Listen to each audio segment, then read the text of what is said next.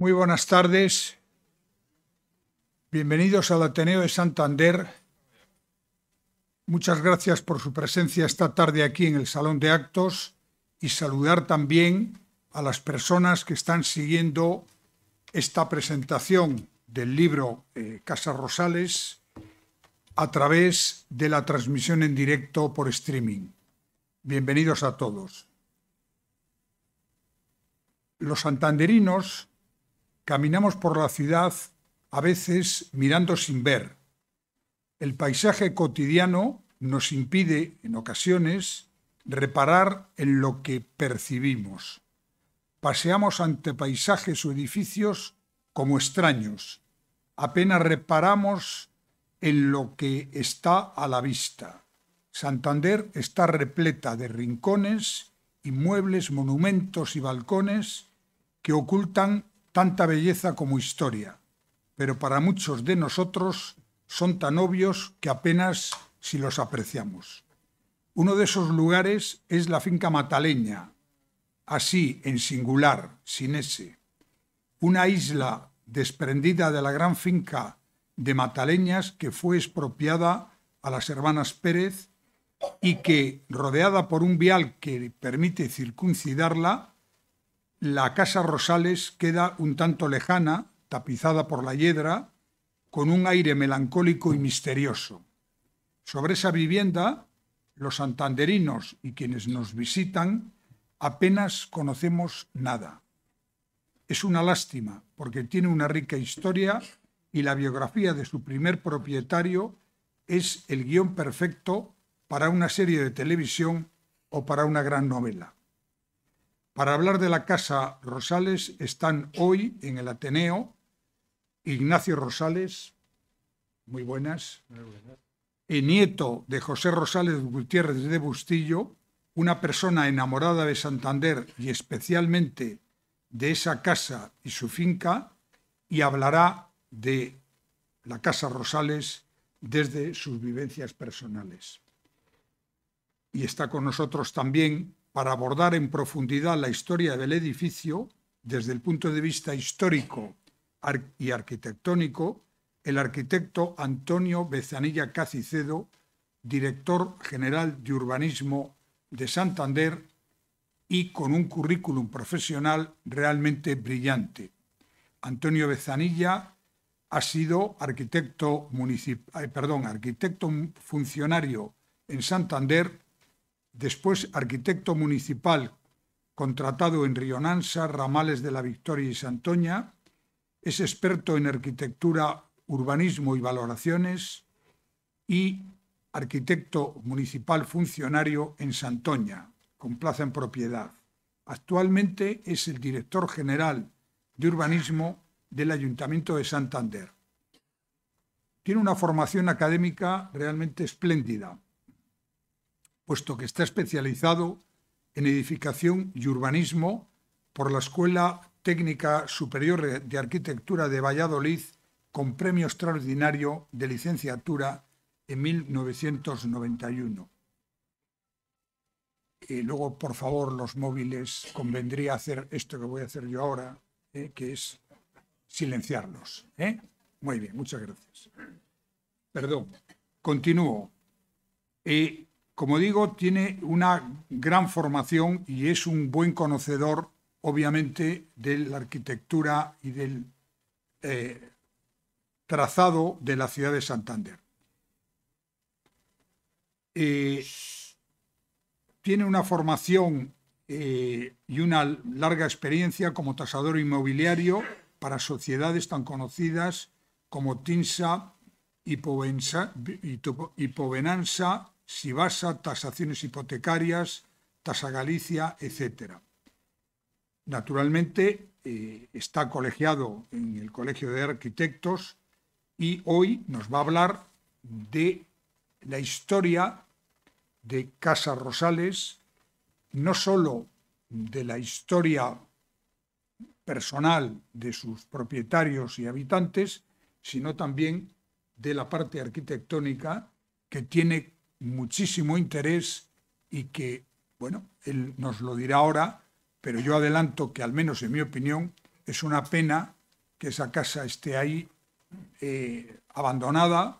No sé en qué situación se encuentra, pero me temo que no muy buena, porque no deja de ser una de las joyas de la ciudad de Santander. Yo ya sin más le paso la palabra a Antonio de Zanilla y yo me voy a retirar para que ustedes puedan ver la proyección que se va a hacer en este momento.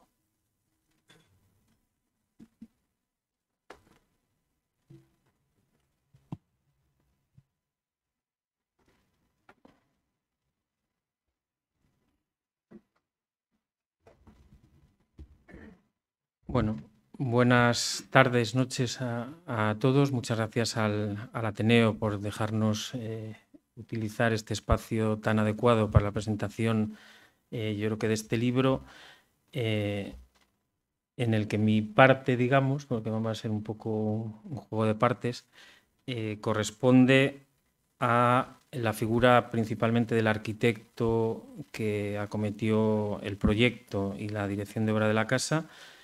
Y se trataba un poco de ponerlo en entorno, porque es uno de los arquitectos municipales de Santander que llegó al cargo en 1892, al mismo tiempo que su hermano llegaba a la alcaldía. Él era Valentín Ramón Lavín Casalís, su hermano era Fernando Lavín Casalís. El alcalde solo estuvo un año apenas en el cargo, pero sin embargo él estuvo desde 1892 hasta 1929 trabajando en el ayuntamiento.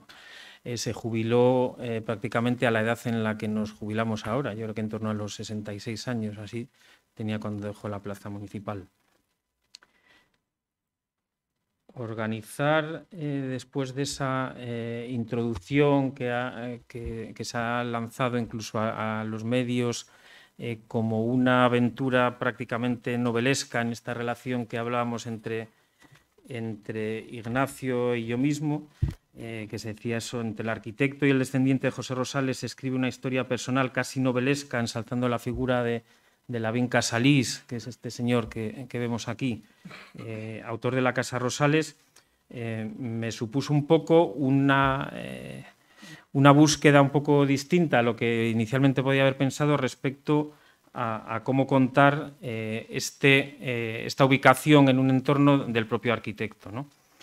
Pero antes de empezar con eso, vamos a aclarar una cosa que yo creo que es importante, y es el tema del nombre de la finca Mataleña, que se veía en la primera imagen.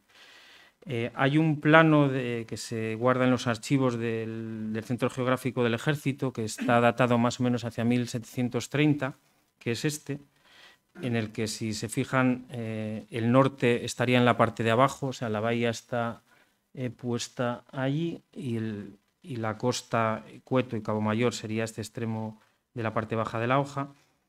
Y ahí aparecen los nombres de Cabo Menor, Cabo Mayor y entre medias la cala de Mataleña. Mataleña es el nombre que se da en el libro a la finca, porque es el propio nombre que tiene la finca en una placa, en un relieve que existe en uno de los machones de la puerta de entrada. Sabemos que hay muchas veces que en los planos puede haber denominaciones que se alteran y demás, pero la realidad es que no sabemos si basado en esto o en que realmente empezó llamándose Mataleña en singular, pues la casa toma ese nombre y de hecho fuera lo que pone es Mataleña número 22, si no me equivoco. Resuelta esa primera cuestión, el aspecto de la casa poco tiempo después de ser terminada en esa finca Mataleña y la Casa Rosales, luego contará Ignacio algunas cosas sobre esa denominación de Rosales también, ofrecía este aspecto en la zona del faro. En relación con eso que comentaba al principio del asunto novelesco, la verdad es que este entorno que vemos en esta imagen geográficamente ubica la casa en una situación excepcional dentro de la ciudad, aunque realmente más que de la ciudad podríamos decir del municipio. Estaba bastante fuera de lo que en ese momento se entendía como la ciudad de Santander. De hecho, casi el Sardinero estaba fuera de la ciudad. Cuando alguien se iba a vivir a Miranda, los que vivían en el centro decían, ¿pero a dónde te vas a vivir si eso está fuera de Santander? Y no digamos ya esta zona de Cabo Mayor y Cabo Menor. En este entorno, quizá esa novela de la que habla la presentación podría tener protagonistas como, por ejemplo, José Jackson Bellán, que fue uno de los radiotelegrafistas que vivió inicialmente en la zona de General Dávila, de la Atalaya. Desde allí comentaba que veía los campos de Cueto en la distancia y acabó yéndose a vivir a Cueto, que era donde tenía la estación radiotelegráfica. Estamos hablando de 1871. Este personaje, que era compositor también de zarzuelas, era gaditano de origen, aunque con también padre inglés, tenía un amigo que fue quien, al morir por una caída de caballo, él le construye el famoso Panteón del Inglés. Era amigo suyo, se llamaba William Rowland. Este William Rowland era hijo de Sir Robert Rowland Hill, que nos suena como muy lejano, pero es el inventor del primer sello postal, del famoso Penny Black, que es el primer sello que hubo en Inglaterra y que ahora mismo un ejemplar de esos costaría cifras enormes. Vamos teniendo muchos personajes. Felipe Bauzá, el capitán de navío que proyectó el faro de Cabo Mayor junto con Domingo Rojí. Tenemos perfectamente ahí, y no sé si se ve el ratón, pero bueno, el trazado del hipódromo de Bellavista. Se ve perfectamente en esta imagen cómo su punto de partida era justo al lado del faro, en esa parte más alta. Se ve cómo va bajando en pendiente hacia Cueto y luego, voy a ver si consigo que se vea,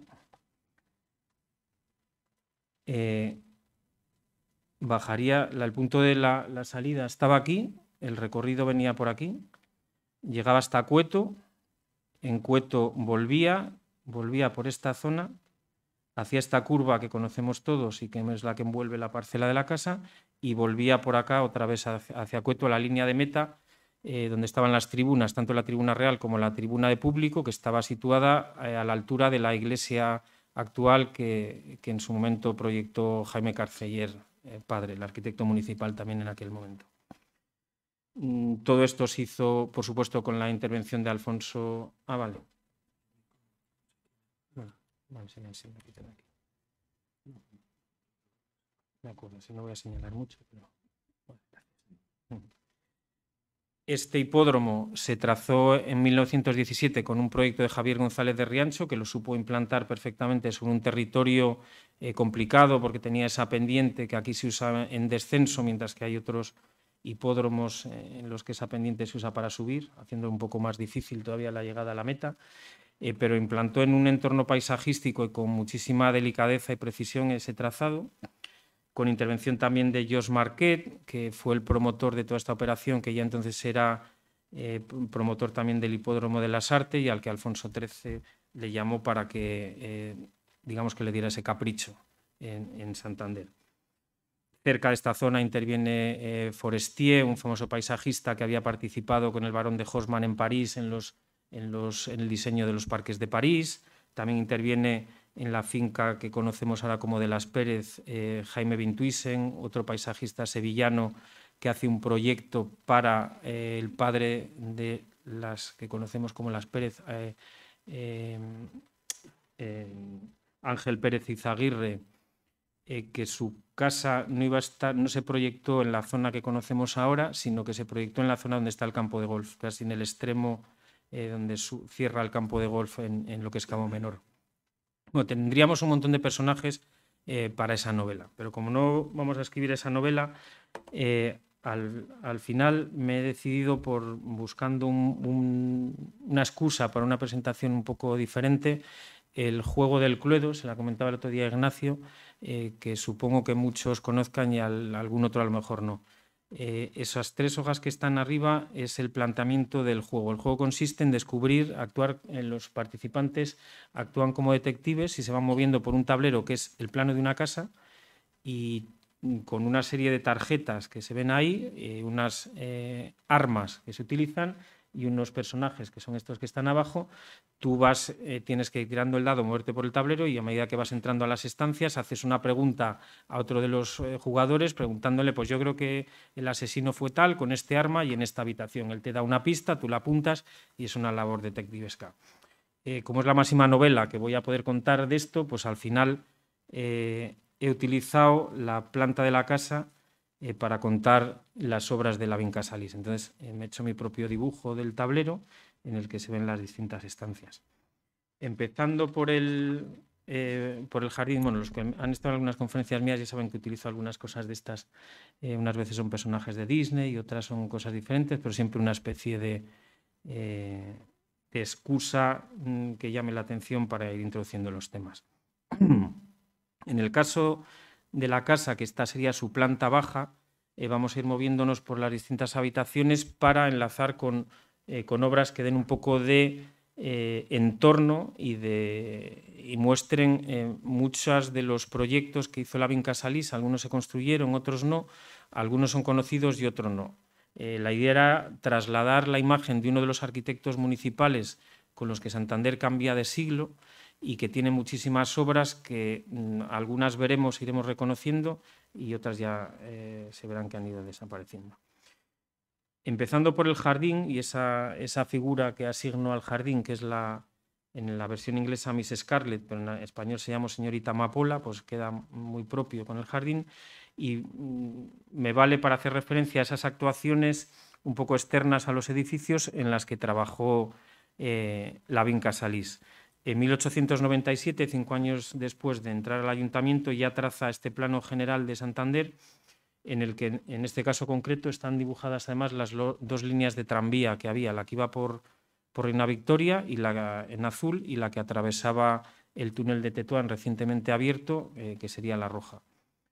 Se observa como el Sardinero, se observa como prácticamente, excepto el centro de Santander hasta Puerto Chico, todo lo demás está prácticamente sin edificaciones. Era un momento, a final del siglo XIX, donde todavía el Sardinero estaba prácticamente vacío y existía casi una sola gran finca, que era la de la Alfonsina. Precisamente, pocos años después, el ayuntamiento plantea un concurso de ideas para el ensanche de Santander hacia la zona noreste y este de la ciudad, que coincide exactamente con esta zona del Sardinero, subía por la calleja de Arna hasta llegar al Chiqui, digamos, y desde esa zona de Puerto Chico hacia toda la parte este. Ese proyecto, el concursante se presenta con el lema que se medio ve ahí. Esta es la carpeta que tenemos en el ayuntamiento, una de las muchas que forman parte de ese documento, porque es un documento extensísimo. El lema era Castilla. Estas son las bases que se presentan en agosto del 11, que las firma el propio Lavín Casalís como arquitecto municipal y en la que se plantea todo el desarrollo que se espera de esa zona. Se dio un año de plazo para este concurso y el premio eran 30.000 pesetas de entonces. Quien gana es el propio Lavín Casalís. Se presenta con ese lema y es el único que participa en el concurso. Digamos que él conocía la ciudad, el plano estaba disponible para todos, el trabajo es ingente, está recogido en un montón de documentos. Este es un plano de esa ordenación, el plano en concreto de saneamiento. Está estudiado perfectamente todas las rasantes, las cotas, las pendientes, donde tiene que haber arqueta. El trabajo era exhaustivo. Se ve una ordenación del Sardinero, porque esto, como digo, abarca la parte de arriba, sería el extremo llegando a la zona del Chiqui. En la parte... Esta parte viene a ser más o menos la zona del Parque de Mesones. Este era un desarrollo que entraría hacia la vaguada de las Llamas y en esta zona, aunque en este plano no está dibujado, era donde él planteaba el campo de fútbol del Racing, que ya entonces existía desde 1903 aquí. Toda esta ordenación no se corresponde en su mayor parte con las calles que están abiertas ahora, pero digamos que era su propuesta para ese ensanche. Tiene otros planos de ordenaciones, en este caso ya de una urbanización, que luego veremos algún edificio.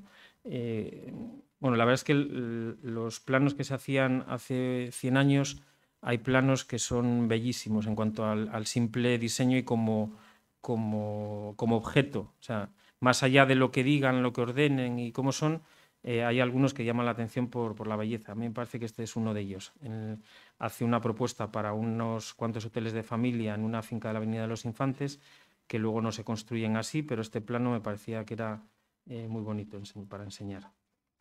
Cambiamos de pieza, nos vamos al vestíbulo y en relación con el vestíbulo hablaré de algunas otro tipo de actuaciones como aquellos elementos que diseña para la ciudad, ya elementos concretos. Él fue el autor de La Fuente de los Meones, en la que quizá así de primera intención no se nota, pero resulta que la foto está detrás, todavía no está el Banco de Santander, sino que están los dos edificios que posteriormente dieron paso al edificio del banco. Justo el arco estaría en el punto en el que está la fuente centrada.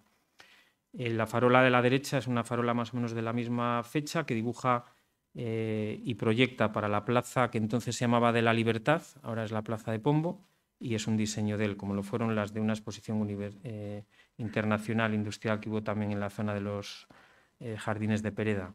Él fue el autor también de este monumento a las víctimas del vapor Cabo Machichaco, del que fue el aniversario ayer, y también es obra suya en este año 1896, tan solo 3 años después de que sucediera la primera explosión. La segunda fue en febrero del 94.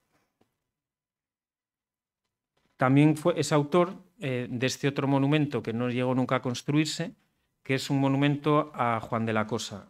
Coincide con el 4º centenario en aquel momento, 1892, y es incluso anterior al monumento que luego construirá la propia villa de Santoña, que es bastante posterior y diseño de Ángel Hernández Morales.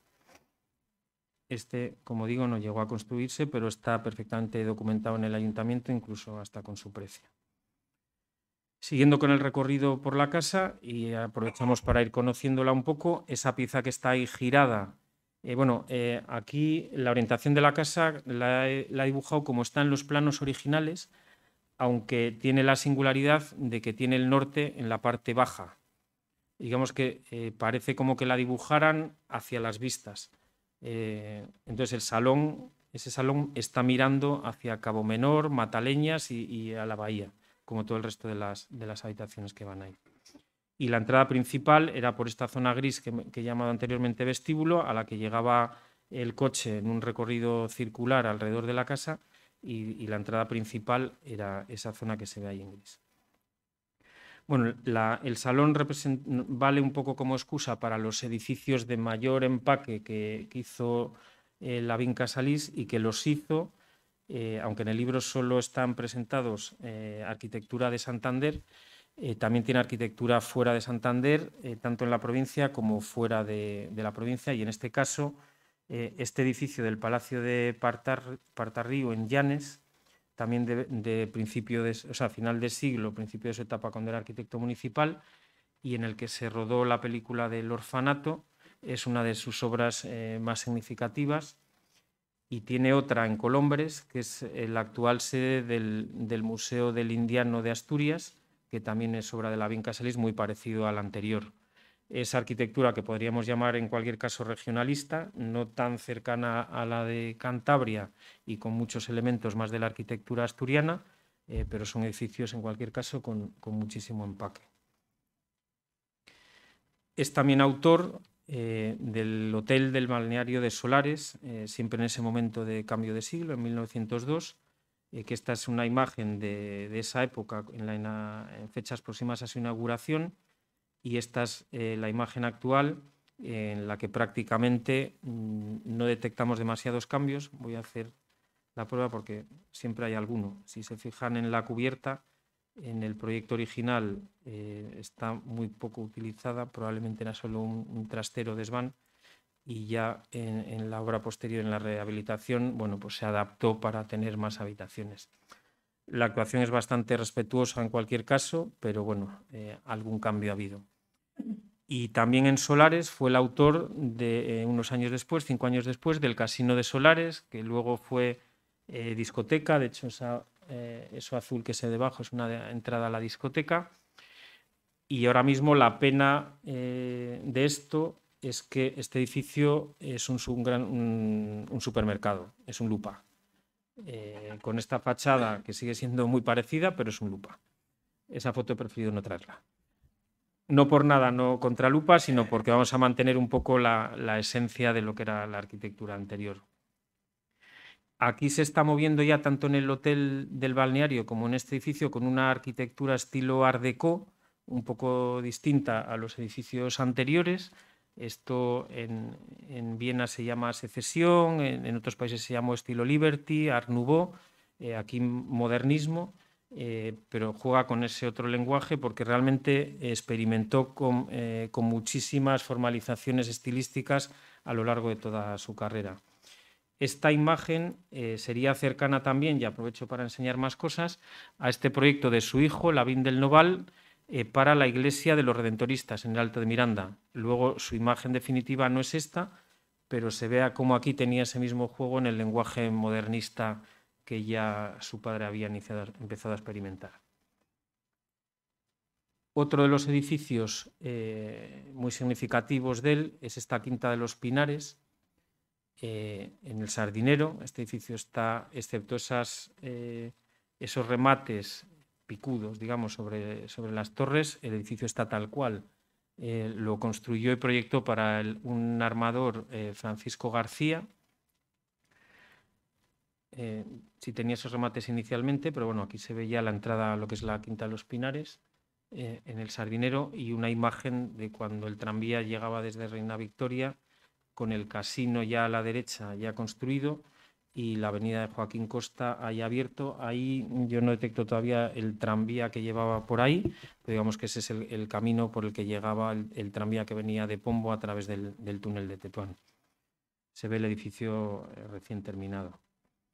Y dentro de estas obras más significativas, pues yo creo que también hay que señalar el proyecto que hizo en colaboración con otro arquitecto, con José Ramón Ortiz, que es el mismo arquitecto, por situarlo con otro proyecto suyo, que hizo el edificio de las aduanas de la aduana de Antonio López, el que está en la esquina con Marqués de la Armida. Lavín Casaliz tuvo incluso un pequeño problema municipal, porque un grupo de arquitectos llegó a presentar una denuncia contra él en el propio ayuntamiento porque tenía colaboradores. Había proyectos que no los firmaba él, pero que estaba la duda bastante razonable de que él se había traído algún colaborador, y los arquitectos de aquí decían cómo era posible que viniera un arquitecto totalmente desconocido de Navarra y de repente empezase a tener tantísimos encargos y firmase tantos proyectos. Hay un expediente en el ayuntamiento en relación con eso. En este caso, la iglesia de los Carmelitas creo que está reconocida abiertamente ya, después de todo aquello, que la colaboración era real entre este José Ramón Ortiz y él, con lo cual sería uno de sus proyectos de iglesia, y lo que sí firmó él mismo fue en el año 25, la iglesia es del 3, una segunda idea para la aguja de la torre, porque hubo un problema estructural, hubo que demoler la primera aguja. Él proyecta una segunda y finalmente ni siquiera se construye esta, porque el remate que tiene realmente en la actualidad la iglesia de los Carmelitas, yo creo que rompe bastante la estética del conjunto, porque no tiene el valor que tiene el resto del proyecto y de la imagen del edificio. Con este cerramos ese capítulo un poco de edificios más significativos, porque así como hay otros arquitectos que hicieron más obra pública y edificios representativos, él probablemente dentro de estos no es el que más. Pero tiene otros edificios muy interesantes, como estos que vamos a ver ahora, saltando, por ejemplo, al comedor, que sería un poco el alter ego, si así se pudiera llamar, de los proyectos en los que se desarrollan algún tipo de labor social, usos cívicos un poco más de recreo, ¿no? Y de disfrute de las personas. Y no solo con la comida. Santander tuvo un proyecto de Lavín Casaliz en 1906 para un teatro-circo provisional, que se llamaba en el proyecto Olimpia. hubiera estado ubicado en el sitio donde estaba el fuerte del castillo de San Jorge, al pie de la catedral, hacia la Plaza de las Farolas, donde está ahora mismo el Banco de España. En esa ubicación plantea este edificio, del que esta es la sección y esta es la planta, con la escalinata delantera que hubiera llevado, pues se ubicaría en la planta de la calle de los Azogues, que es la parte alta de la catedral, y tendría ese acceso por arriba en llano, digamos, y por abajo a través de esas escaleras. Bueno, en llano una vez que has conseguido subir hasta arriba. Y el otro a través de ese desarrollo de escaleras. El proyecto existe en los archivos municipales completo y yo creo que es un proyecto muy interesante de algo de esas arquitecturas que en Santander nunca llegaron a construirse. El aspecto del edificio habría sido este, también en ese lenguaje modernista, Art Nouveau, que estaba desarrollando en estos primeros años del siglo XX. En esa misma ubicación, lo que sí proyecta y se construye es el Salón Pradera, a instancias de un promotor vallisoletano, que también tenía salones en Valladolid, y se plantea con la idea de tener un cinematógrafo y una zona para variedades. Ya en ese momento esta calle se llamaba calle Alfonso XIII, como se llama ahora el tramito que llega hasta delante del Banco de España, y lo mismo, estaba ubicado en alto. Aquí se ve más, está voluntariamente dibujado así para separar un poco los planos. Se ve detrás el edificio modernista y este gran desarrollo de la escalinata hasta llegar arriba, que se ve también aquí en la planta. Como en esa plataforma que hay ahí arriba se ve que el edificio estaba centrado, se construyen luego dos piezas a los dos laterales. Una de ellas es esta, de la que sí que hay documentación en el ayuntamiento, que es un café que proyecta 2 años después tan solo que la sala principal. Estaba pensado también en ese lenguaje modernista y para haberse construido, bueno, de hecho se construyó en madera, se dice en la memoria pintado de rojo y amarillo. Al final creo que predominó el rojo.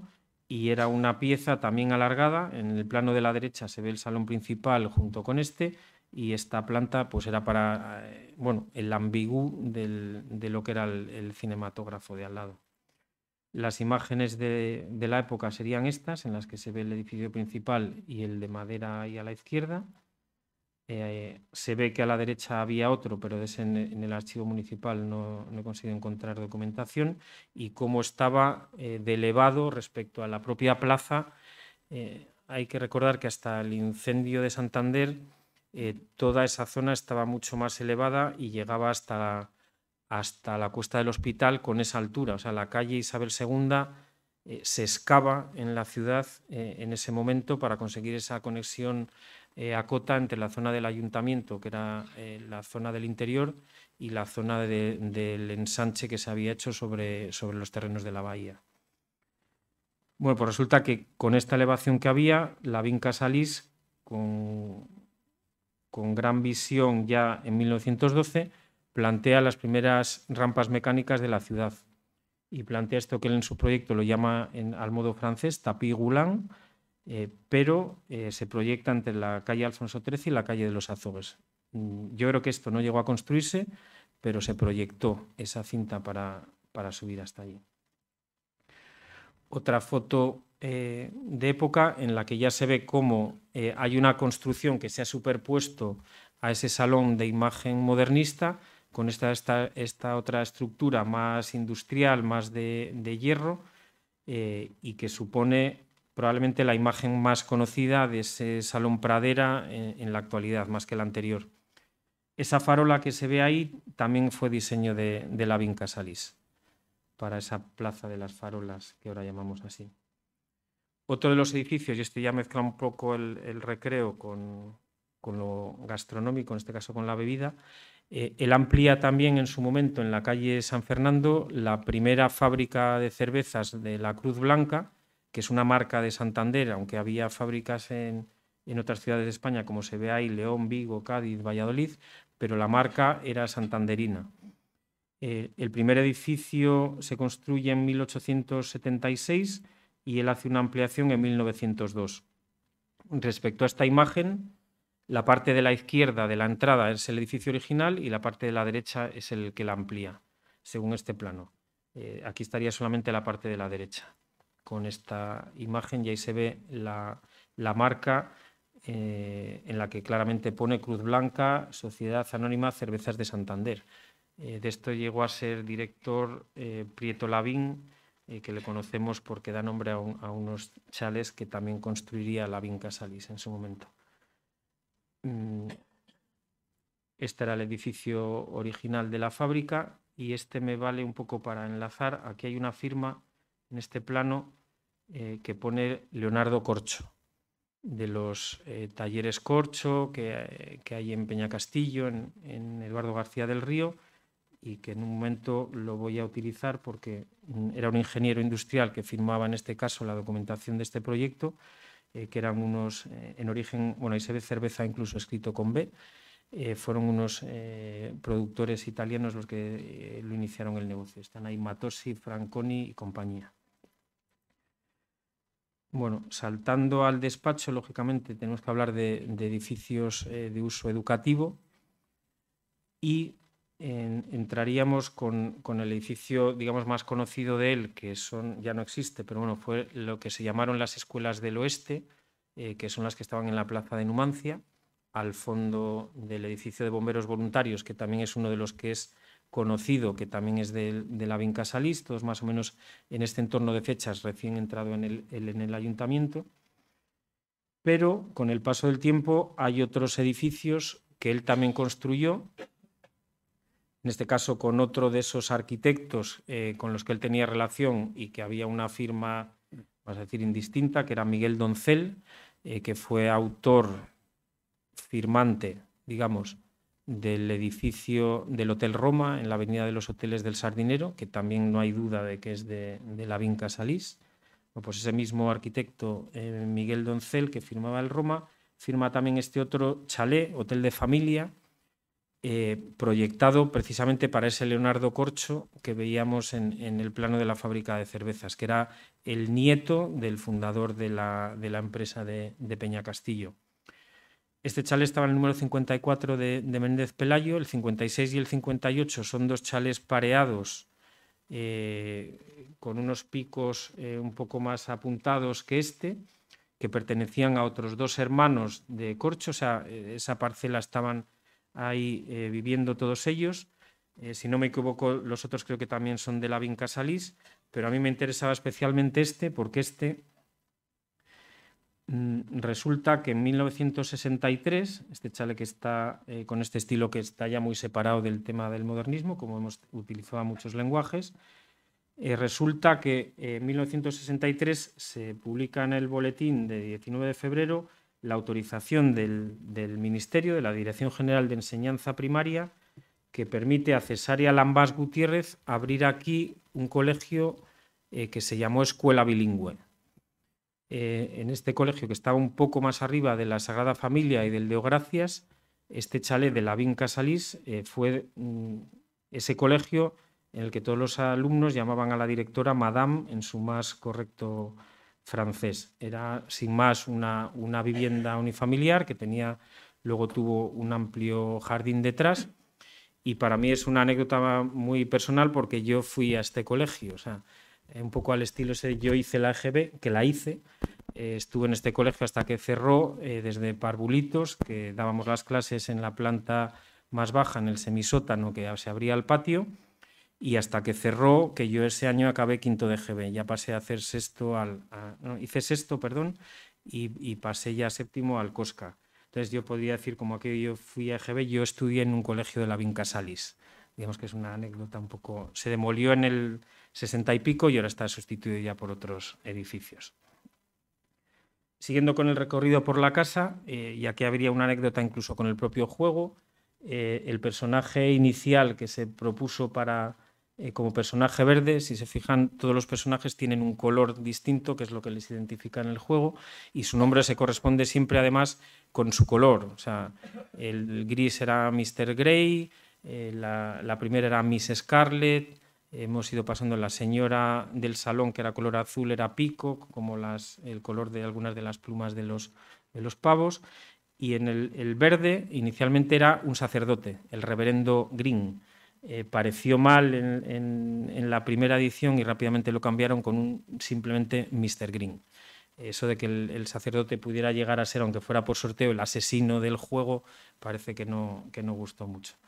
Entonces, con este Office que pone realmente en el juego, entraríamos con esos otros edificios de la Vinca Salís con usos públicos pero de servicio. Por ejemplo, este parque de bomberos, que además del de los bomberos voluntarios, que todavía existe en la plaza de Numancia y que es suyo, en el mismo año prácticamente proyecta este otro para el Río de la Pila.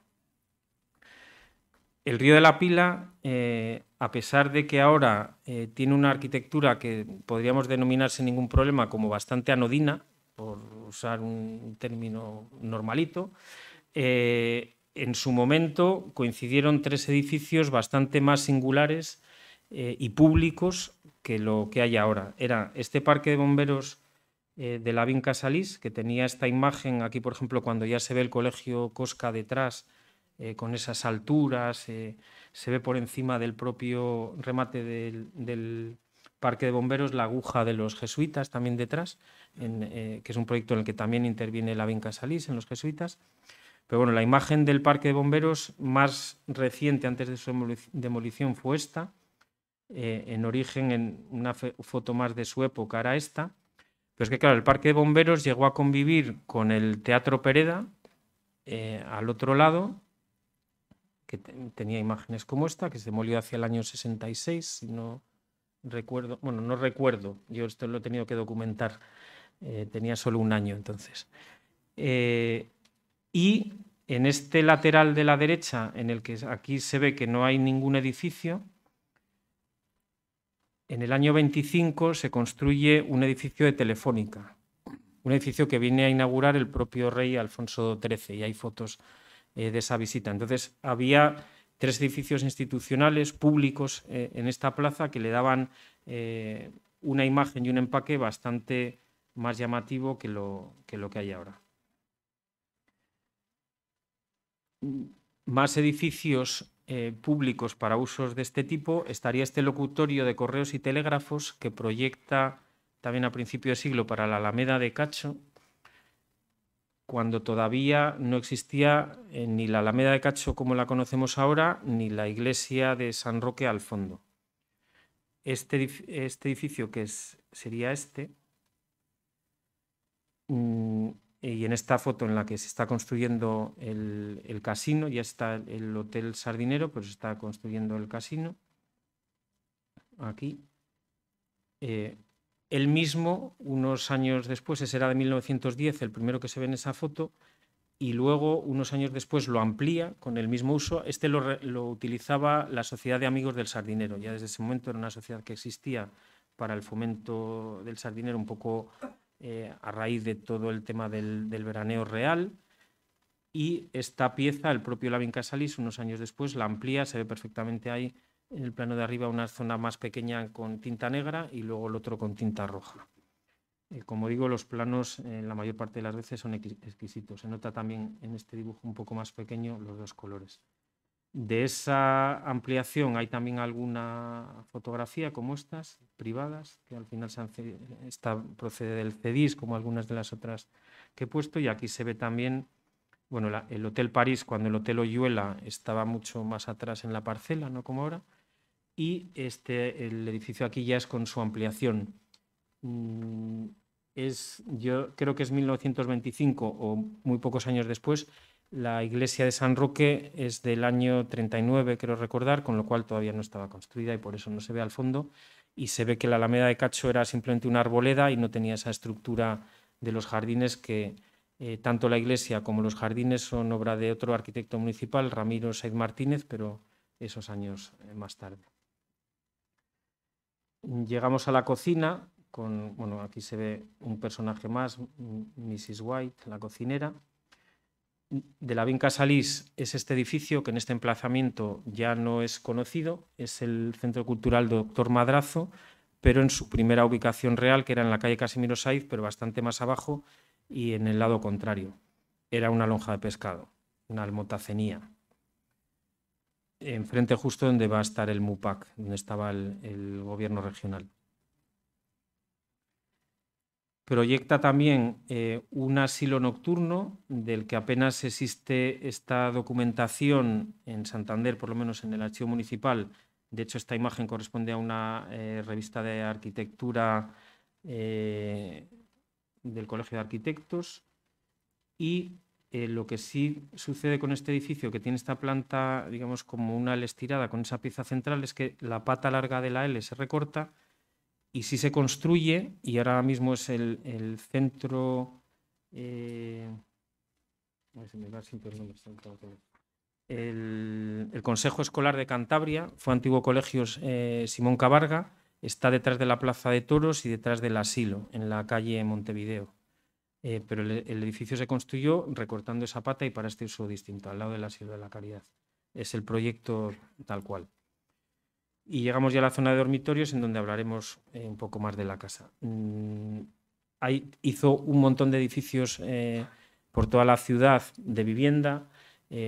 Como comentaba antes, cada día prácticamente que subo al archivo buscando algo y abro una carpeta, un legajo, como el archivo municipal no está organizado por arquitectos y no es tan fácil buscar algo por arquitectos, sino que está por promotores y direcciones, cada vez que vas a buscar algo y te sacan una carpeta, te dicen, bueno, la tuya es, dentro de esta hay 6 expedientes, ves uno, yo ya aprovecho para ver todos, porque cada día encontramos algo nuevo y desconocido, aunque está ahí, pero no existe un índice, o sea, no se puede ir al ayuntamiento a preguntar cuáles son los edificios de Lavín Casalís, cuáles son los edificios de Ramiro Saiz, cuáles son los edificios de Jaime Carceller, porque ese índice de autores arquitectos no existe, está por promotores.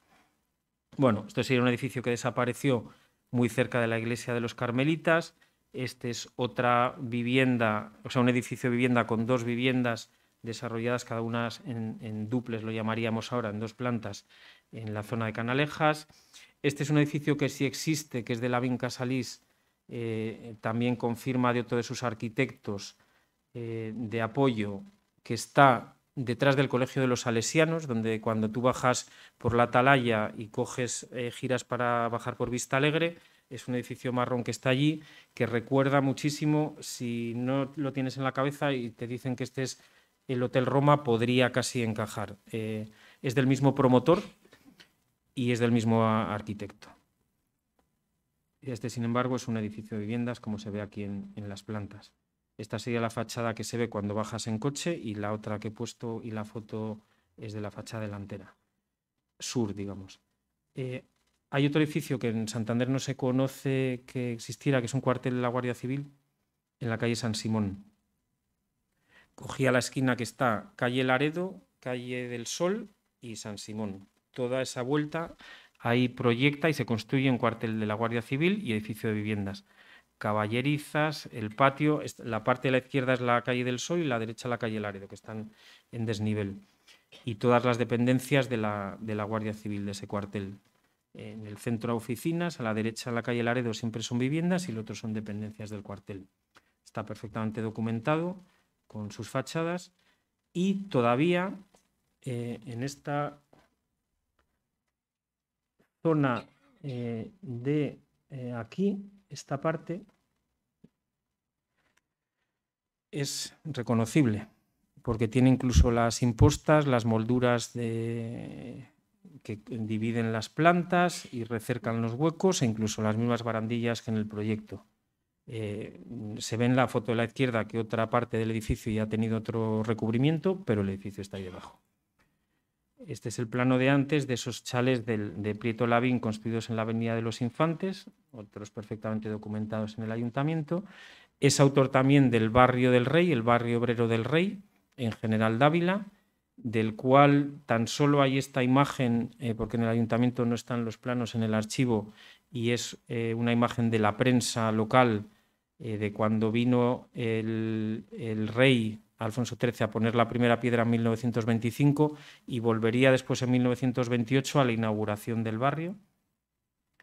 Tenía esta imagen, antes tenía árboles, ahora no los tiene. Tiene muchos coches dentro. Y Esto es lo que comentaba antes, ese nombre de la finca mataleña, sin la S, con el número 22 en esa avenida del Faro, e incluso la fecha de su construcción, 1934. La Vinca Salís, en el estudio del edificio, se preocupa, como hemos hablado ya desde el principio, de todo ese entorno que lo rodea y tiene hasta 3 proyectos distintos o 3 versiones distintas para lo que es el jardín.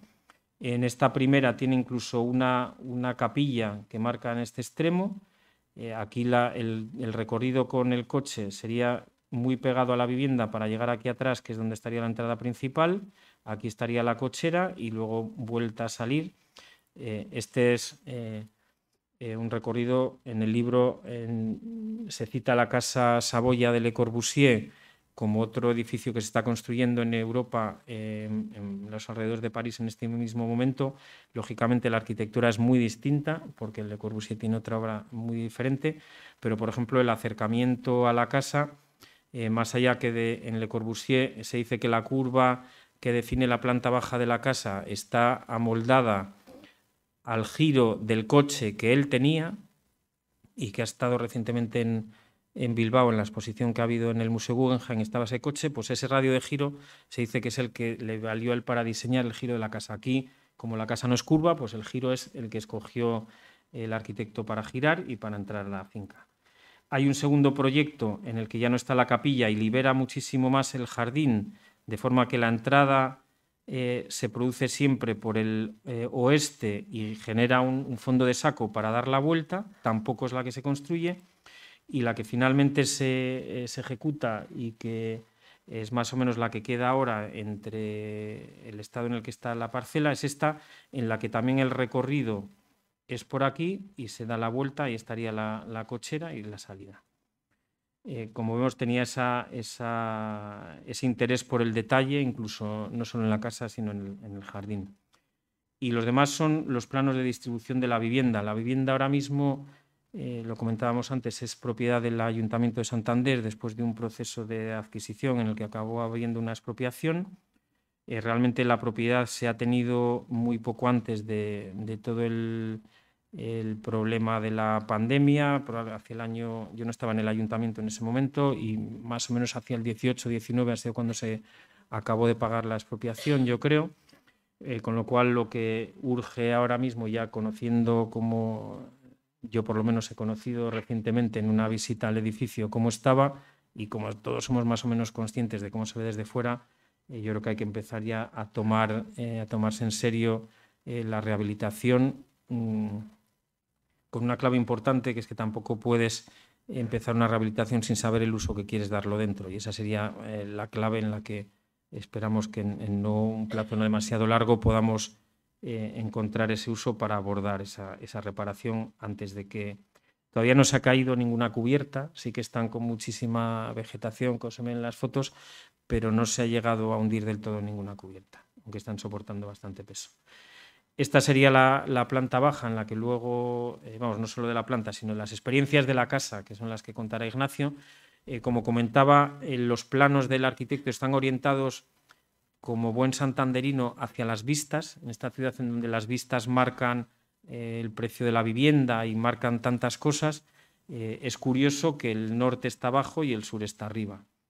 Entonces, tanto el salón, esa pieza girada unos 25 grados para ver perfectamente enfilar la playa de Mataleña, el Cabo Menor y al fondo el otro lado de la bahía, como esta pieza de la derecha, con ese vestíbulo que hace de rótula entre las dos partes de la casa. Esa escalera curva sube también, lógicamente, hacia el mejor dormitorio de la casa, el dormitorio principal, desde que hay las mismas vistas que había desde la planta baja, pero elevados, allá excepcionales, hacia ese punto que digo, con un gran baño detrás, el mismo espacio central de distribución y 4 dormitorios en el ala derecha con un gran baño, y otra escalera de servicio que llegaba desde la zona de la cocina. La verdad es que los espacios son muy ricos en el interior, o sea, no se privó el arquitecto de diseñar con espacio. La casa fue un regalo, en el fondo, al director de la fábrica de tabacos, al abuelo de Ignacio, y esta es la última planta. Esta es la zona que se lee un poco más como torre, hacia también en la orientación hacia las playas, y estos eran dormitorios de servicio. El proyecto, siendo el más moderno de la Vinca Salís, lo que comentaba, en este momento en Europa se estaban construyendo ya con un lenguaje arquitectónico muchísimo más racionalista y mucho más esencial. Pero bueno, dentro de toda su producción arquitectónica de proyectos y estilística, es sin duda para él el más moderno de todos. Y es muy funcional en el sentido en que se va adaptando perfectamente a las necesidades de la familia y a la búsqueda de las mejores orientaciones. O sea, en vez de contar con una rigidez en la que ese salón y dormitorio tuviera que estar perfectamente paralelo al resto de las habitaciones, lo que hace es, sin ningún tipo de problema, girarlo hacia las mejores vistas y utilizar ese vestíbulo, que tanto funciona como vestíbulo en planta baja como distribuidor en la planta superior, para generar esa rótula que es perfecta y no crea ningún tipo de problema. En el libro hay también algunas fotos de la construcción a principios del año 34 y ya el aspecto de la casa recién terminada, en la que se ve que no había ni un solo árbol en esa zona, como hemos podido ver en la primera imagen, y esta es ese giro que comentaba del salón y la habitación encima. El edificio, ahí era una pequeña secuencia de 3 imágenes con el edificio tal como estaba cuando se terminó, tal como está ahora mismo cuando no hay hiedra y tal como está cuando sale la hiedra, llueve y hace sol. Y esta es la última imagen con la que le dejo paso a Ignacio para contar, yo creo que la parte más interesante, que van a ser sus vivencias, lógicamente, en esta casa de su familia.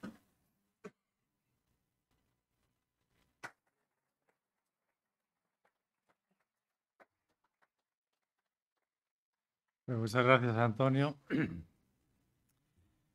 Mis primeras palabras son de agradecimiento en nombre de mi familia al Ayuntamiento de Santander, a la alcaldesa Gemma Igual, al director general de urbanismo, Antonio Mezanilla, y a la directora general de Cultura, Eva Fernández, que por desgracia no ha podido asistir hoy, pero que ha participado activamente en la edición del libro que presentamos por su interés en recordar la casa de Matarella, que afortunadamente fue expropiada por este ayuntamiento para evitar su derribo y darnos la oportunidad de participar en la redacción de este libro.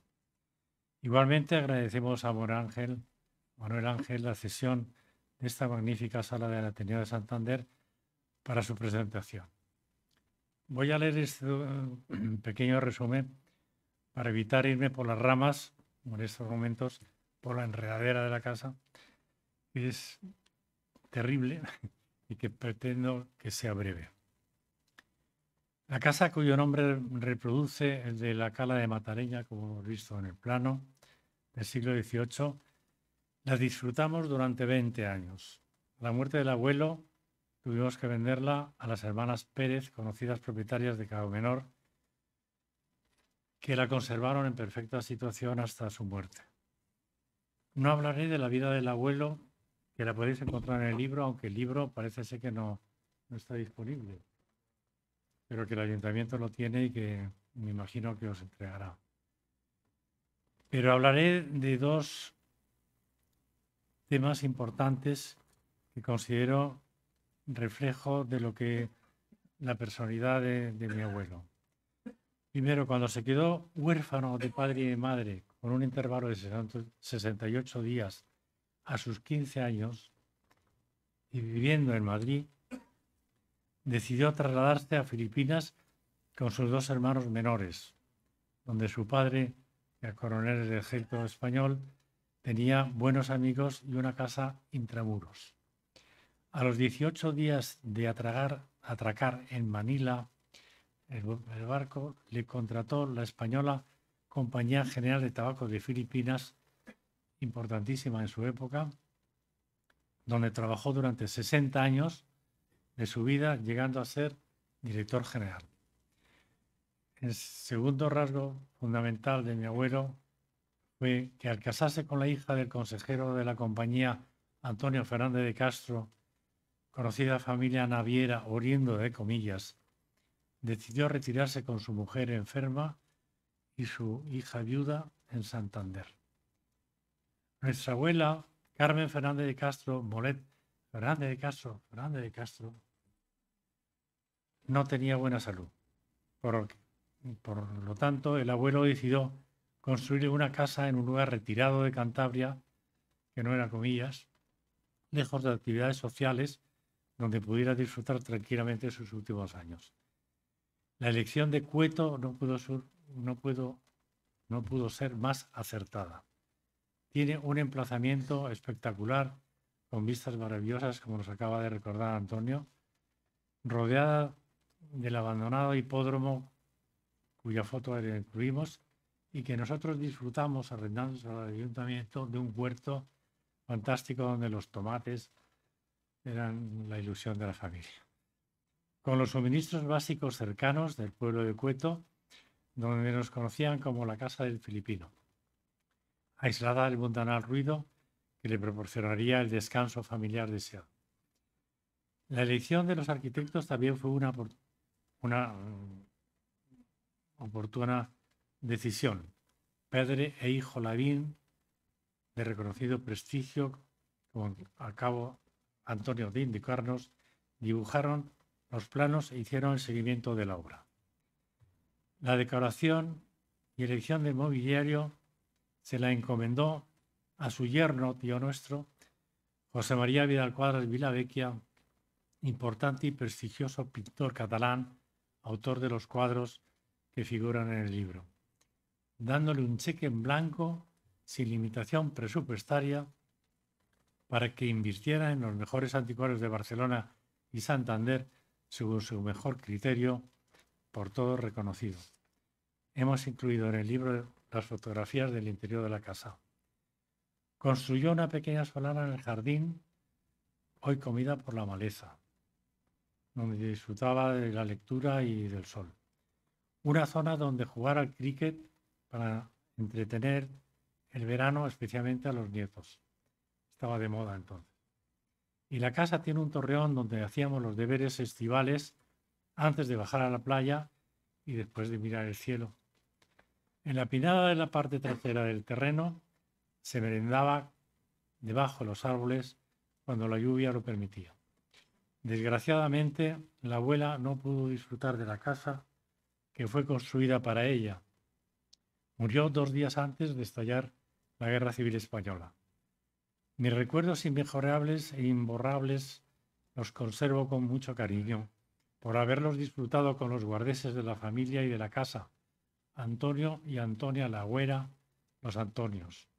Con él aprendí a cazar sin disparar un solo tiro, a pescar quisquillas y lapas para el aperitivo de la familia, a hacerme una cabaña en lo alto de una macrocarpa para huir del gineceo al que estaba sometido, a recuperar todos los veranos los más de 300 escalones necesarios para bajar y alcanzar la playa, evitando caer por el desnivel, y a disfrutar con el matrimonio de las fiestas de su pueblo. Hay un hecho histórico que quiero rematar aquí, comentar, sobre esta casa. Mataleña fue sede del gobierno vasco en el exilio durante 70 días, desde el 19 de junio hasta el 26 de agosto del 37. El consejero interprovincial republicano de Santander, Palencia y Burgos, Juan Ruiz Olazarán, decidió acoger en Santander al lehendakari Juan Antonio Aguirre, a sus colaboradores Aznar, Narri y Monzón y a todos los vascos que quisieran trasladarse.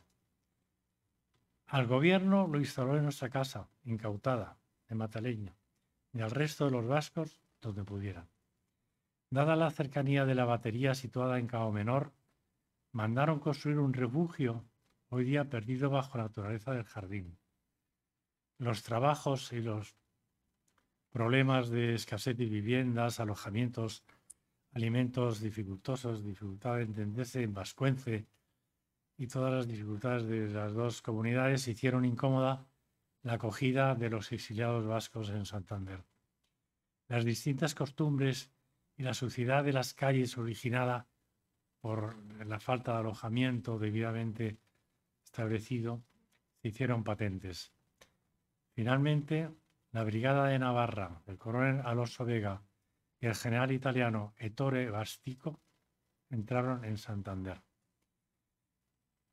Voy a aportar una curiosidad. El gobierno vasco dejó en nuestra casa una vajilla completa con el sello de Euskadi. Desgraciadamente, no he sido capaz de localizar esta vajilla de paralelo en su paralelo actual. Termino rápidamente con mi intervención, esperando que si hay alguna consulta o pregunta, poderla contestar. Porque confiamos en que el ayuntamiento actual rehabilite la casa y la dedique a actividades abiertamente culturales para el disfrute de los ciudadanos, y la familia estará a su disposición para lo que solicite y convenga. Pues muchas gracias.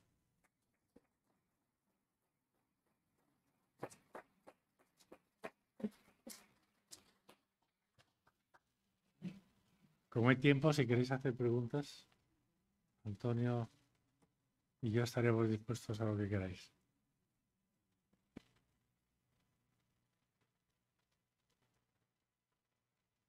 Buenas tardes. Antonio ha contado que el ayuntamiento ha expropiado la casa. Me gustaría que hicieran la secuencia de por qué manos ha pasado la casa, de los Rosales a los Pérez y luego.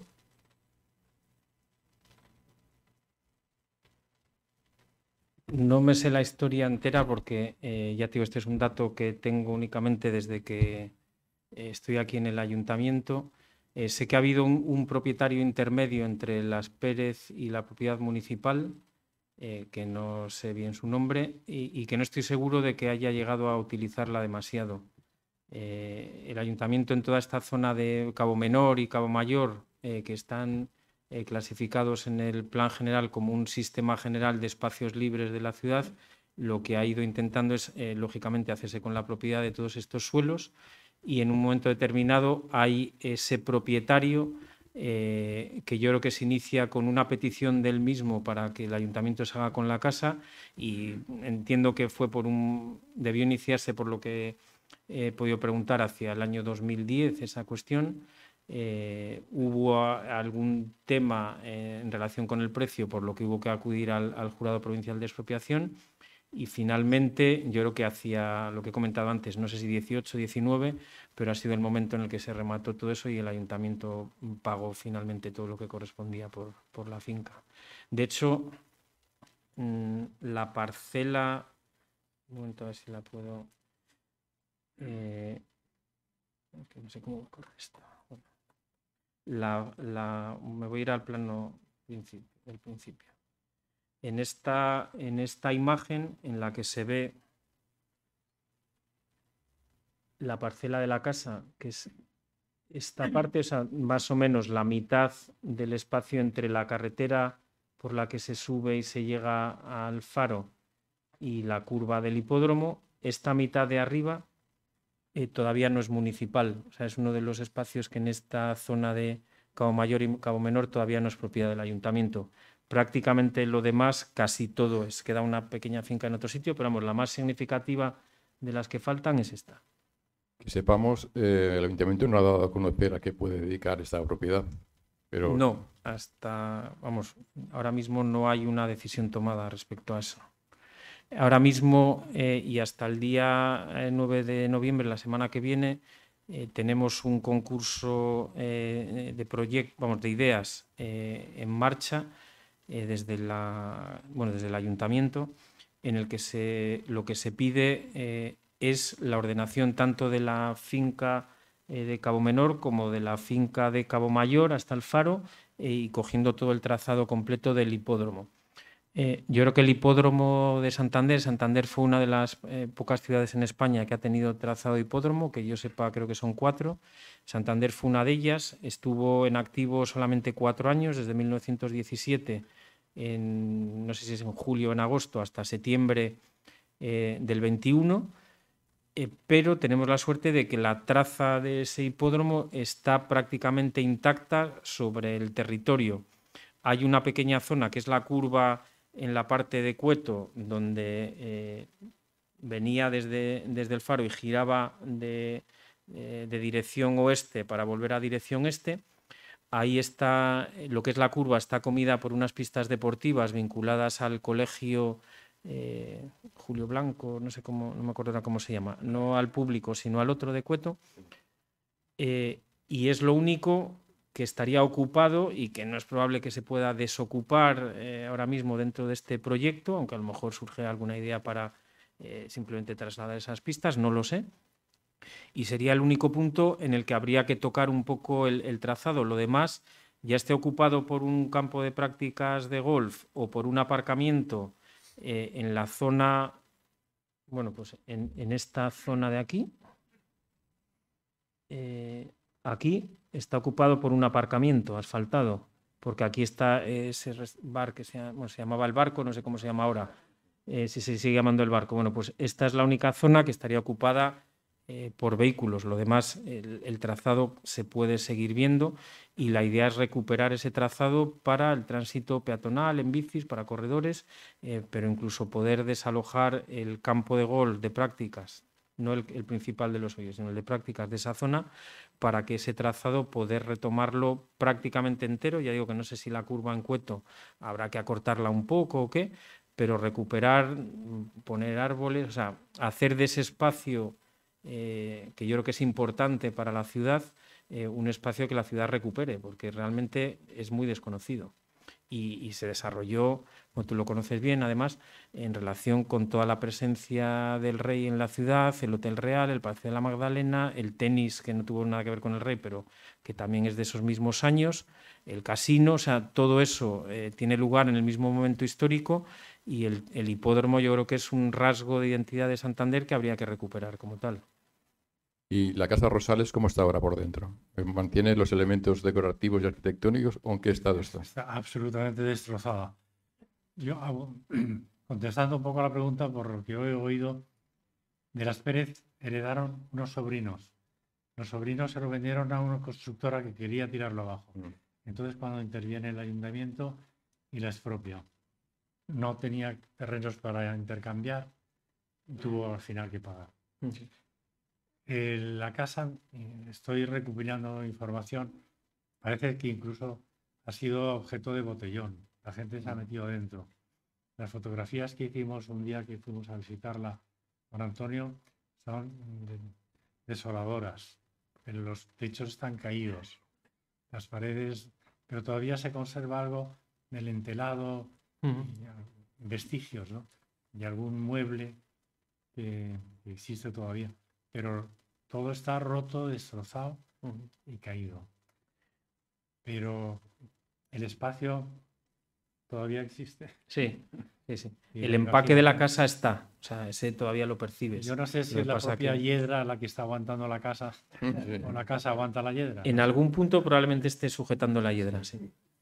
Como decía Antonio, las cubiertas se mantienen, no ha habido hundimientos. Iba a decir milagrosamente, Sí, no sé. Gracias. Los troncos de la hiedra son espectaculares, de un tamaño. Sí.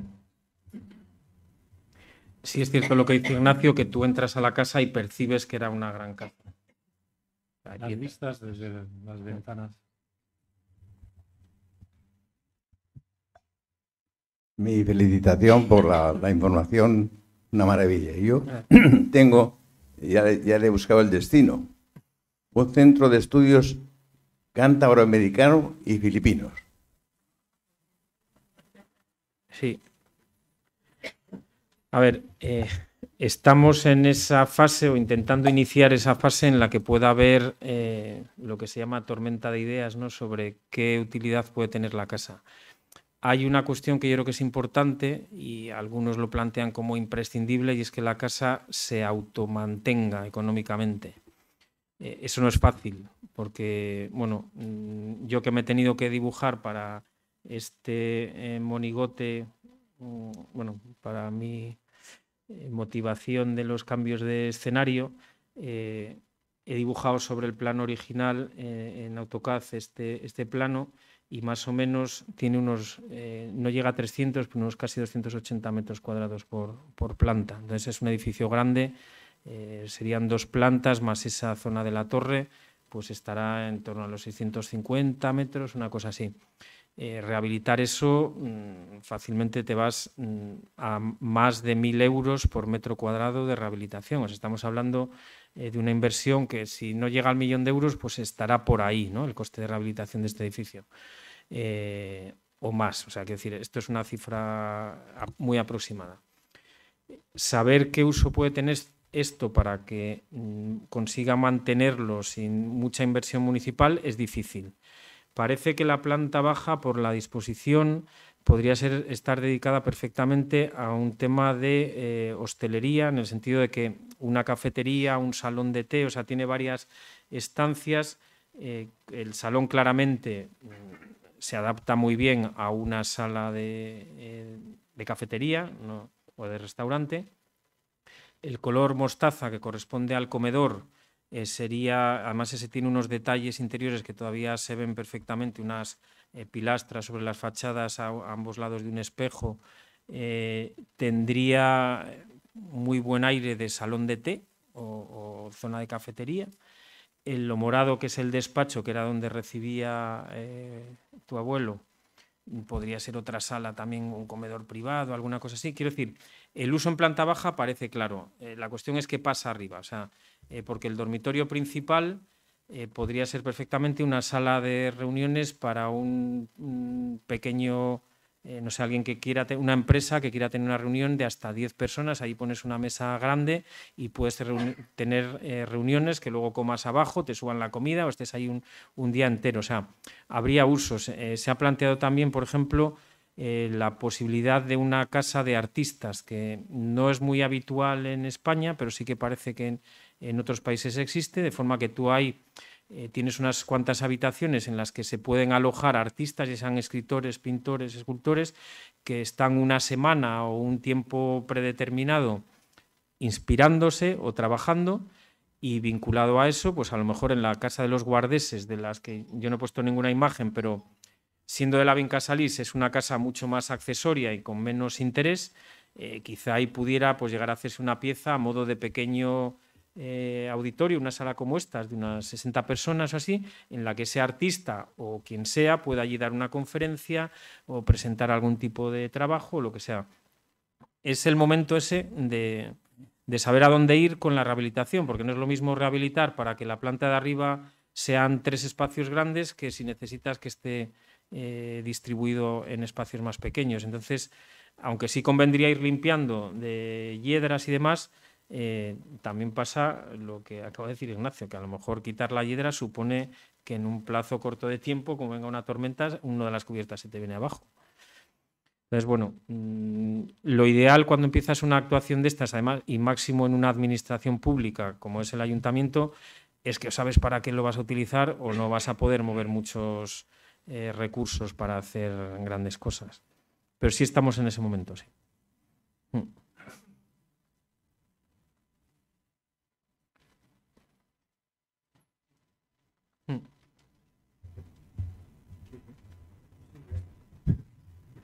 Buenas tardes.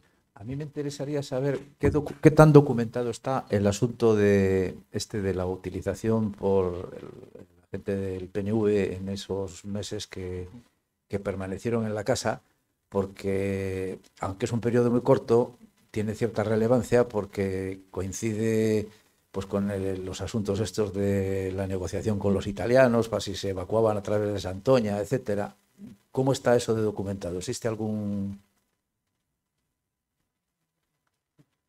Bueno, Esto, la información que yo aporto en este libro procede literalmente de un artículo de Ana Sagasti, que ha publicado en un periódico y que por casualidad lo he leído. No tengo ninguna información adicional. No sé nada más de esto. Ahora, en el libro hay un poco más de información de la que he contado yo aquí, pero poco más. Lo que destaca de este artículo, porque Azaña lo comenta en un apartado, es que el pueblo de Santander estuvo muy incómodo con la llegada de los vascos que hablaban un idioma incomprensible. Eso se dice con claridad. Pero Y luego, claro, es que no había habitación para ellos, y andaban deambulando, fatal, ¿no? Hablan de 180.000 personas. No sé si será verdad o no. Quizá no tantas, ¿no? Pero 180.000, que no es la población que tiene Santander ahora mismo, que tiene 173.000. por lo tanto, Y en aquel momento... no creo que fuera esa cifra. O sí, la verdad es que no lo sé, pero la cifra es muy llamativa, o sea, es mucha gente. Ujú. Yo realmente, yo creo que en el archivo municipal no hay mucha más información que la de ese artículo. Yo no me he metido mucho en eso, o sea, está un poco más metido en el tema de la casa y del arquitecto, pero me parece que no hay mucha más, ¿eh? Ujú.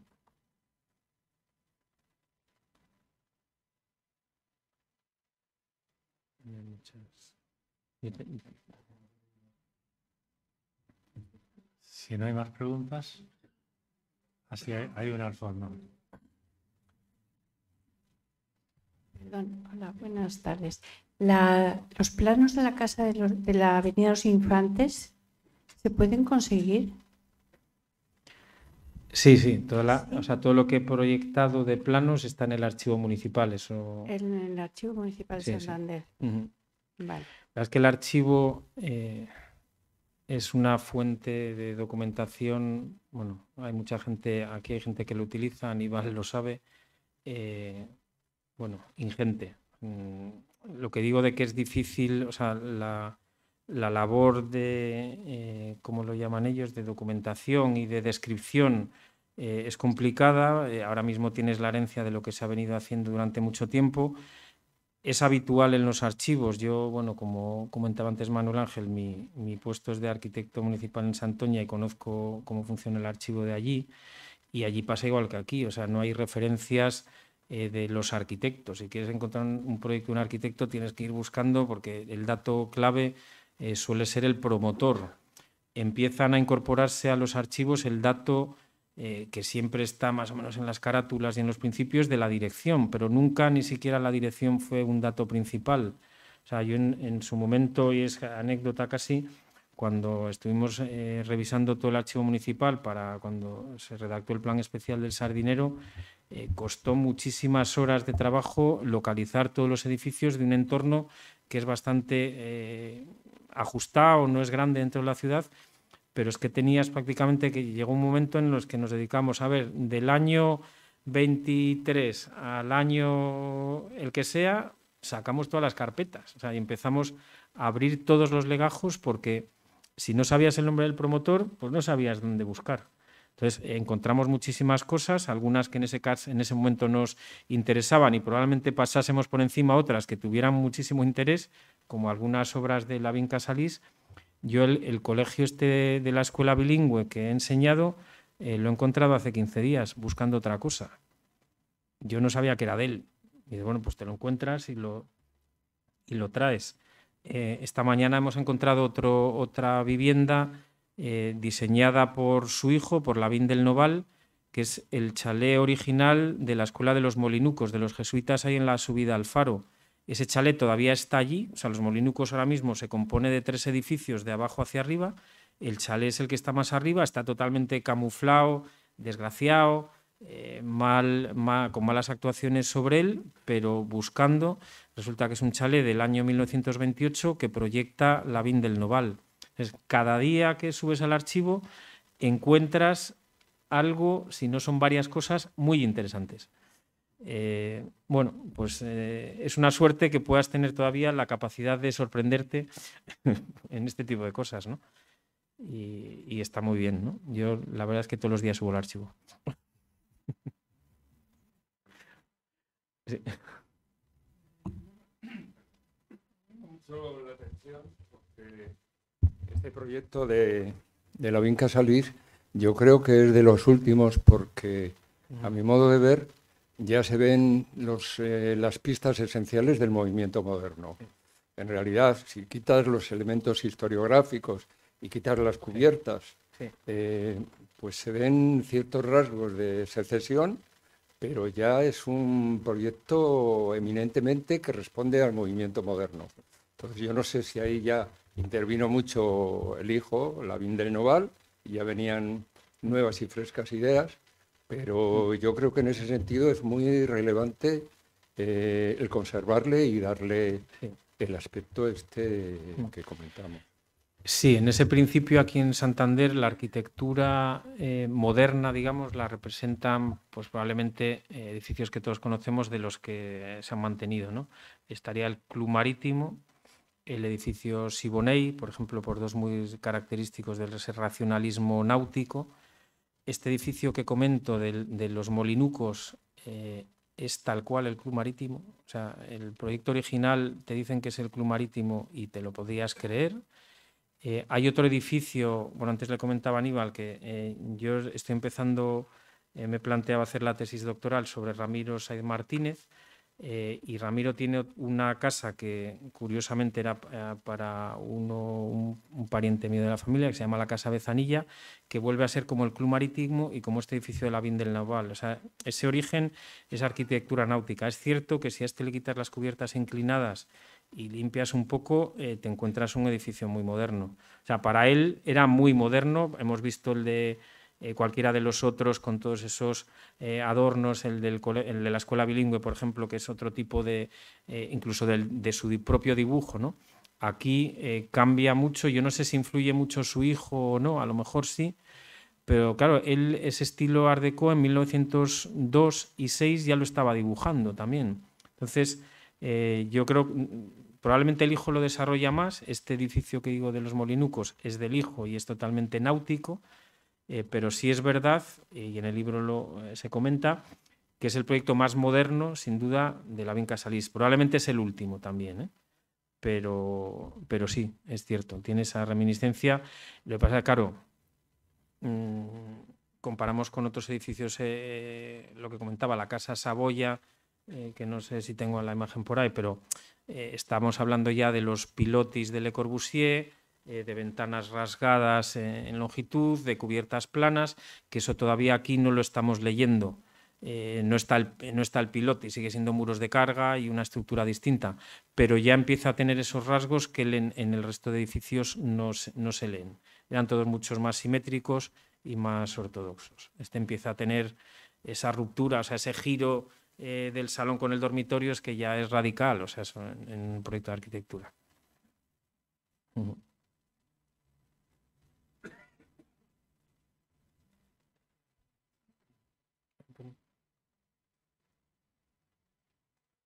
Buenas tardes. Colaborando un poco, se me ocurre, con el torbellino de ideas a que se refería antes, con ese legado arquitectónico tan fantástico que hemos visto, Sí. Y se me ocurre que podía ser pues un centro de estudios arquitectónicos consolidado con encuentros turístico, digamos, muy ambiciosos en un plano ya corporativo. Esto podía ser una idea a desarrollar. Yo creo que si realmente lo que comento del concurso este que finaliza la semana que viene, sobre todo el ámbito global de la finca, digamos, de Las Pérez, más el campo de gol de Mataleñas, más todo este entorno del hipódromo, si realmente de ahí sale un proyecto en el que se consiga un poco lo que yace de fondo, que es poner en juego de nuevo el trazado del hipódromo como recorrido de paseo. O sea, la gente en Santander sabemos de dónde a dónde pasea. Ahora mismo casi desde la Biblioteca Central, porque has podido llegar hasta allí con la última obra que hay en Antonio López, y ahí todavía no se acerca tanta gente. El paseo de Santander va desde el Centro Botín hasta el Chiqui. El que se arriesga más, otros dan la vuelta antes, pero bueno, el que quiere hacer un paseo largo llega desde el Centro Botín hasta el Chiqui. Esos son 4,5 kilómetros de ida y otros 4,5 kilómetros de vuelta. Si se consigue que este trazado del hipódromo, que si lo haces completo, tiene, yo creo que son 2,5 kilómetros, si volvieras hasta el Faro serían casi 3, y lo vinculas muy bien a un sistema de transporte público que tampoco a ver, habrá aparcamiento por esa zona, pero yo sigo con mis teorías de que es mejor en el transporte público o subir en bicicleta. Si consigues vincularlo realmente, ahora llega un autobús hasta allá arriba, lo que pasa que llega hasta el camping, pero es que es un autobús que tiene una frecuencia, allí no hay más que el camping, vamos a poner, porque tampoco, pero yo he subido allí una vez para un paseo de estos de Jane que hicimos hace un par de años con motivo de la consulta del Plan General, y subí yo solo con el conductor desde el Club Marítimo. Iba yo solo con él, no paraba en ninguna parada. Delante iban 4 autobuses más que recorrieron delante de nosotros toda Reina Victoria y todo el Sardinero, y no tuvo que parar en ninguna parada. Él me miraba por el retrovisor, veía que yo no me movía, y yo llegué hasta Mataleña, yo solo con él, o sea, tuve conductor privado por esa línea. O sea, todo eso bien trabajado te tiene que llevar a que, siendo un entorno inhóspito, que no vamos a negarlo tampoco, porque los de Cueto eso lo saben bien, y lo dicen, allí pegan todos los vientos. Una vez que esto esté un poco urbanizado, que tengas árboles plantados al tresbolillo que te hagan un poco de barrera, o sea, que consigas dotarle de una, como se dice ahora, amigabilidad o amabilidad en el recorrido que te permita querer subir allí, porque además podrás bajar rápido en el bus o tal. Yo creo que la casa va a estar en una posición, bueno, pues envidiable para darle uso, y un uso lo más permanente posible.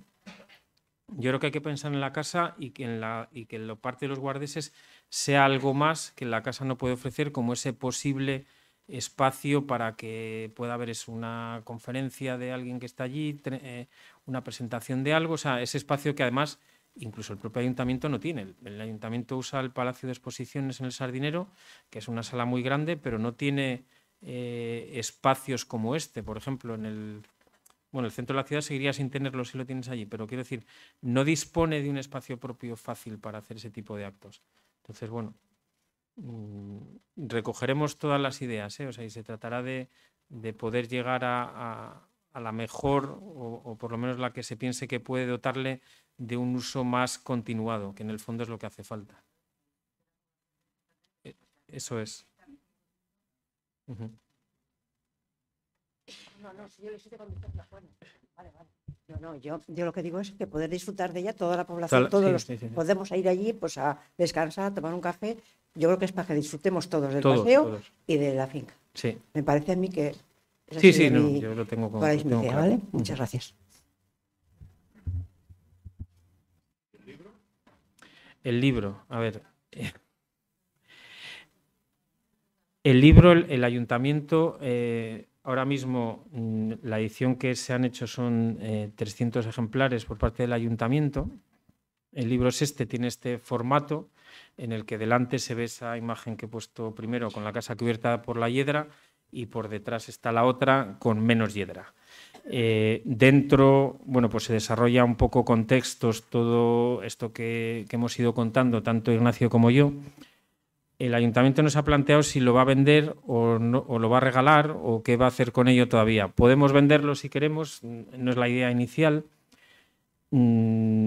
Empezaremos, lo que sí que queremos hacer, aunque con posterioridad quizá haya que hacer más ejemplares, es que la ciudad lo conozca. Entonces, como primer paso, tenemos claro que lo vamos a regalar a todos los colegios de Santander e institutos y bibliotecas para que lo tengan, y una vez que hayamos hecho esa primera distribución con los demás, pues supongo que de alguna forma el día que sepamos cómo hacerlo lo contaremos. Yo creo que no se va a vender, que se podrá ir al ayuntamiento, pedirlo y que se entregará, pero lo contaremos.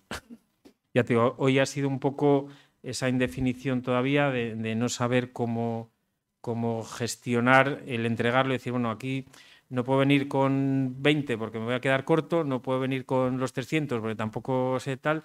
Entonces, bueno, lo haremos público, y yo creo que en breve, porque el tema de los que vamos a necesitar para colegios e institutos es muy claro, y a partir de ahí pues diremos lo mismo que estamos haciendo con con algún otro libro reciente del Ayuntamiento, como el de la consulta del Plan General, pues tenemos los ejemplares a disposición de quien se quiera acercar, en este caso al área de urbanismo, allí en el edificio de la calle La Paz, y al que va le damos un ejemplar, o sea, no tiene más misterio.